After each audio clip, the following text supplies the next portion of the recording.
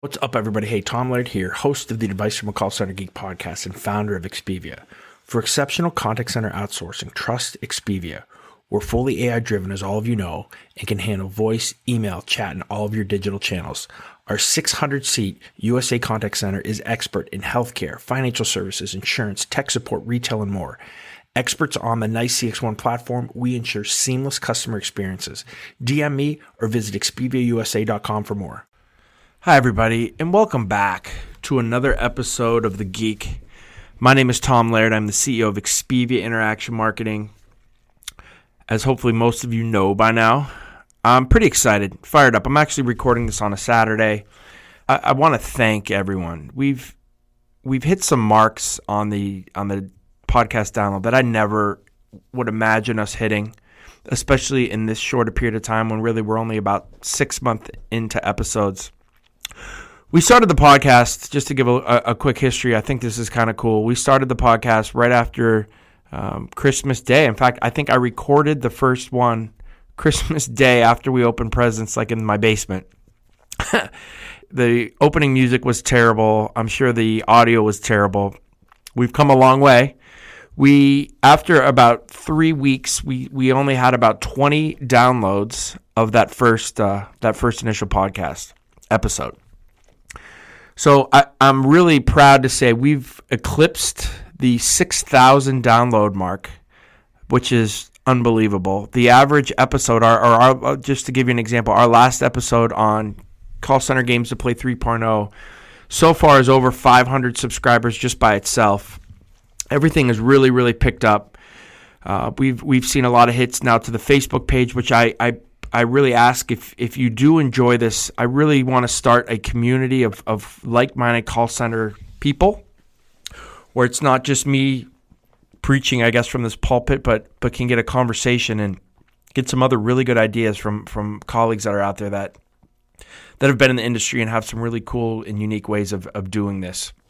So again, I really want to thank all of you who have listened to all the episodes, who have kind of passed this around, because obviously this isn't done just by me, putting a couple links out on social media. This has been a word of mouth thing that I think is really starting to take off. So I'm excited. It's pushing us to try to up the ante. We're going to add some interviews, which I don't know if that's good or not. I said when we started this that we were going to do this as a hardcore call center person, call center manager, call center supervisors go-to podcast for operational things. And I don't want to make this fluffy, talking about hypothetical things from other maybe customer service experts, but I want to talk to other call center people.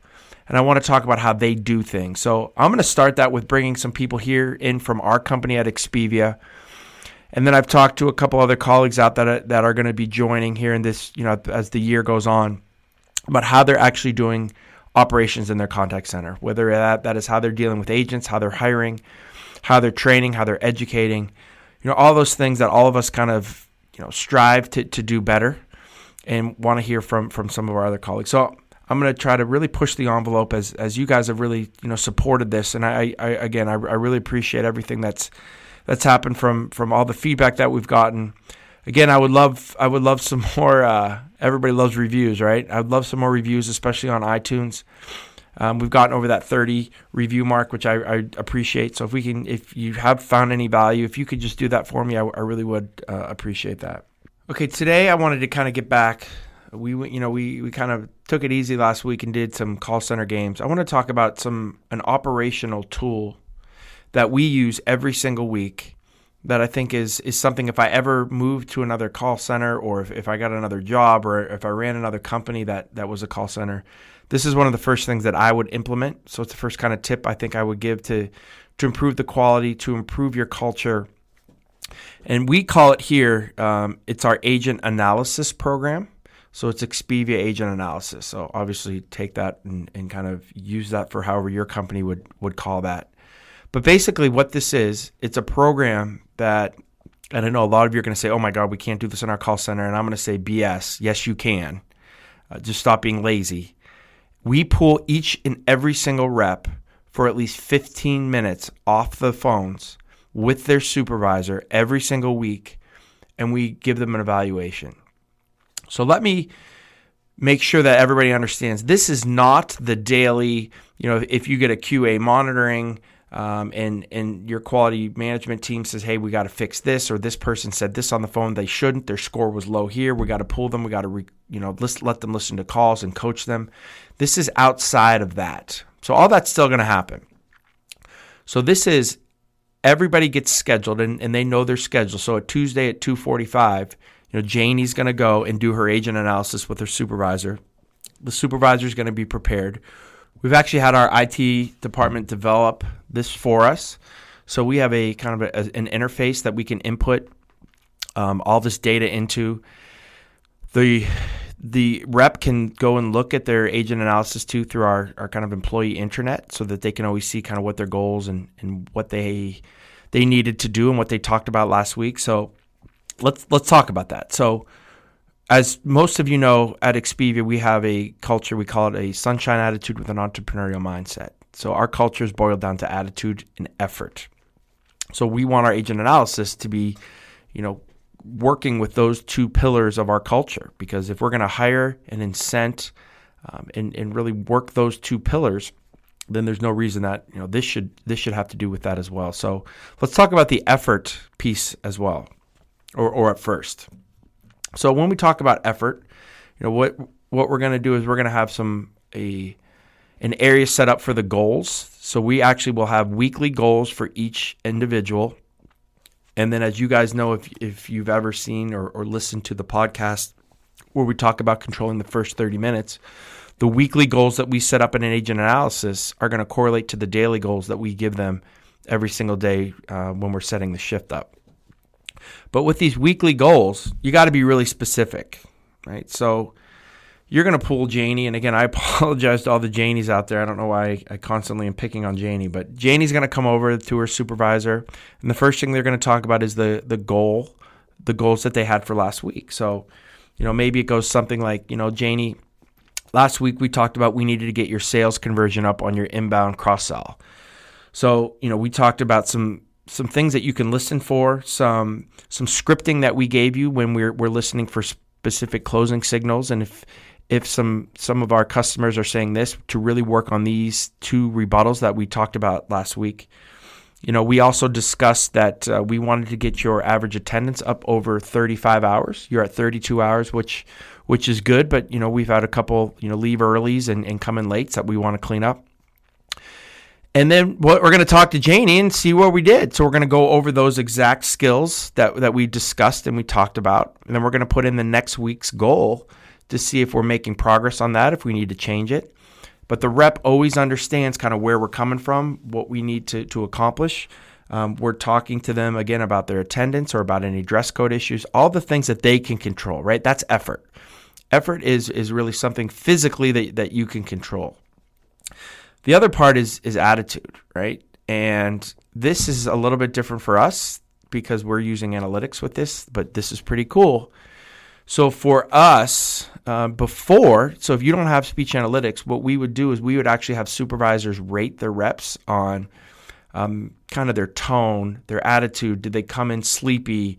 Are they receptive to coaching? All those types of things we would rank and we would rate. And we still do that a little bit, but we've taken the subjectivity out of it because we found that sometimes there are issues that can arise with that, and it's a he said, she said thing, and I'm not like that, and I don't know why she's rating me so low. But now we're using speech analytics and we're using sentiment scoring. So we actually are pulling in sentiment scoring for each associate on any of our inbound customer support. So we're ranking them on their team, we're ranking them overall as an organization, and then we're also giving them goals specifically for them to get their sentiment scoring, which is kind of the attitude scoring, up to a certain level. So we still do some subjectivity things with, making sure that, if we're giving coaching, how receptive are they? Are they just kind of fluffing off the supervisor? All those things kind of get tied in. But we've really taken most of that out and we're using sentiment scoring. So it's been a really cool and unique way to do that. And we're actually now paying our reps, right, off of sentiment scoring. So there's a couple ways that they can get some quote unquote proficiency pay. One is, off the sentiment scoring of their program. And then we have another layer of commission, right? Or payment that goes in when we rank everyone through the organization. So the final piece of this kind of agent analysis program is, we can take everybody who, even if they're on different types of programs, right? We can give them their goals. We can give them scoring for their attendance. We can give them scoring for their dress code. We can give them a score of what percentage of the goal are they at, and how receptive are they to that. We can then look at their sentiment scoring. We can correlate that to the organization, and then we give basically a rep ranking for our whole organization. So we really know who our top 10, 15, 20, 30, 40, 50% of reps are, based on the type of program that they're doing, based on their sentiment, based on all the things they've talked with their supervisor on. Really cool, right? And so now we have a way to benchmark an agent, right, throughout the whole organization based on our 2 pillars of attitude and effort. So again, we're scoring things, again, in that effort realm of the goals that we've given them. We have attendance, we have dress code, we have, even coming in lates, leaving earlies, schedule adherence, all those things play into that. And then when we talk about attitude, we're scoring sentiment, we're scoring a 1 through 5 on how receptive they are to coaching, how receptive are to the goals that they're given every single morning, what type of overall attitude do we see, right? But we've taken the weight of those last 3 things that the supervisor judges, and we made them a lot less compared to the overall sentiment scoring and how they're talking to our customers. And that's the real judge for us, the customer experience on how we're doing with our rep and how their attitude is. The last piece of that goes, a little outside of the scoring. So that's how we're scoring our reps, and that's how we're kind of ranking our reps and trying to give them more commission based on people who are doing a really good job on all of our 2 pillars of attitude and effort. But the last piece of this is we want to do a career progression plan. So this isn't scored, this isn't part of that, but this is just a conversation that we have at the end of every single agent analysis that we do. And we say, hey, all right, Janie, what do you want to do? Where do you want to go? Do you want to progress? Do you want to be a rep? That's fine. You want to be if you're going to be a rep, then let's make you the best possible rep, maybe a team lead. But other people want to be that team lead earlier. Other people want to be a supervisor. Other people want to work in different departments, maybe client services. Maybe we have somebody who just graduated from college in IT and they're there and they want to try to get into the IT department. We also will help individuals if they don't want to work for us. I know that sounds crazy, right? But there's a lot of younger people who maybe got out of college, who maybe just got their high school diploma, who started on the phones, who want to go work for another organization, but they're trying to put some time in and they're trying to build their resume. And I'm okay with that. We're going to help them do that. So, here in Erie, Erie Insurance is a huge employer. They're really our only homegrown Fortune 500 company. A lot of people want to go work for them. So we'll talk about that. All right. If you're going to work for Erie Insurance, then your attendance needs to be here. The skill level that you have on these type of programs needs to be here. If you do all that and you go apply, we're going to give you a raving recommendation to go work for that organization. So we're trying to develop individuals overall, whether they want to work for us forever or whether they want to, work for us and put in a couple awesome years in, learn as much as they possibly can, try to maybe become a management trainee and then move on to another organization. I'm totally fine with it. As long as we have a relationship that we understand, what our expectations are, they're giving us their full attitude and effort every single day, then we can help each other, right? This doesn't have to be just, you work for us and you make sure you're grinding for us. No, we're going to try to help you as a person as you're trying to help us as a company, whether that's for a year, 2 years, or 10 years. We're kind of all in this together, so let's try to help each other. So as you can see, this is a really cool culture thing if you do it right? So you can stress the points of your culture. For us, it's that attitude and effort. You can make sure that you're staying on top of each of your individual reps, making sure that they're staying on point, staying on goal. You're not talking. You're talking to them every single week. In a more, I don't want to say intense, but in a more one-on-one setting than just giving out goals every single morning in your team meeting. You're taking time. Now, this can go south if your supervisors are not prepared and they just blow this thing off. So this needs to be really trained and really done well with your supervisor. It should be at least 15 minutes. So you're going to basically do 2 of these a day, 2 to 3 a day, depending on what your supervisor ratios are. Make sure that they're done right. Make sure that your reps are getting something out of it. Make sure your supervisors are really prepared for that. I think it can really enhance your culture.